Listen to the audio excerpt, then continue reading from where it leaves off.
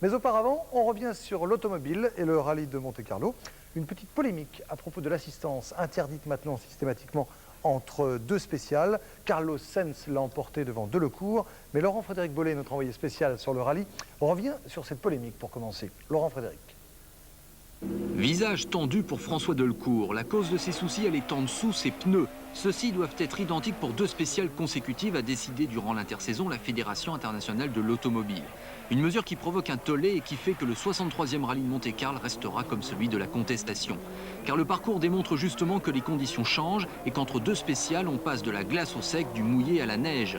Qui plus est, la FIA a également décidé de limiter les assistances. Les pilotes sont donc obligés de se transformer en mécaniciens après certaines spéciales. Delecourt et les autres ne mâchent pas leurs mots pour nous raconter le genre de dérive que cela entraîne. Je vais vous dire un exemple. Hier, j'ai dû rouler à 200 sur liaison. Vous trouvez que c'est raisonnable?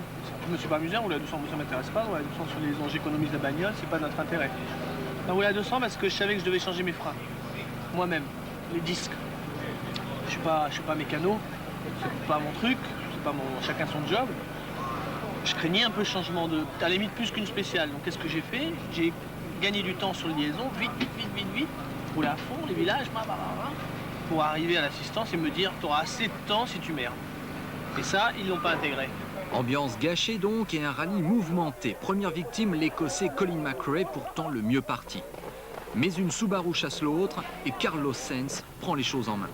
2 mois après sa désillusion du rallye de Grande-Bretagne, l'Espagnol entend tout de suite prendre sa revanche. Ainsi, le premier jour, les conditions de course sont épouvantables, mais Sainz choisit les bons pneumatiques et ne commet pas d'erreur. Il s'installe en tête devant Delecourt. Les Toyota, elles, n'avancent pas. Morale à zéro pour Didier Auriol. La voiture est nouvelle, le moteur moins puissant, comme le veut là aussi le nouveau règlement. Mais la voiture se traîne, même si elle est agréable. Dur pour le nouveau champion du monde en titre. J'ai un très bon feeling avec la voiture, hormis le problème puissance, on sait qu'on a un problème, bon, il faut l'assumer, donc on essaie de conduire le plus vite possible. Mais ça ne suffira pas, Auriol abandonne à la 16e spéciale, roue avant arrachée après une touchette. Du coup, ils ne sont vraiment plus que 2 à pouvoir l'emporter, Sainz et Delecourt. 12 secondes séparent les 2 hommes avant la dernière nuit, et c'est la mécanique qui va décider de l'issue du duel. Malgré un chat noir, oui, aperçu devant ses roues, pas de problème pour Sainz. En revanche, Delecourt perd un amortisseur, c'est fini. Au petit matin, les premiers phares qui apparaissent sont bien ceux de Sainz, 2 minutes 25 devant Delecourt.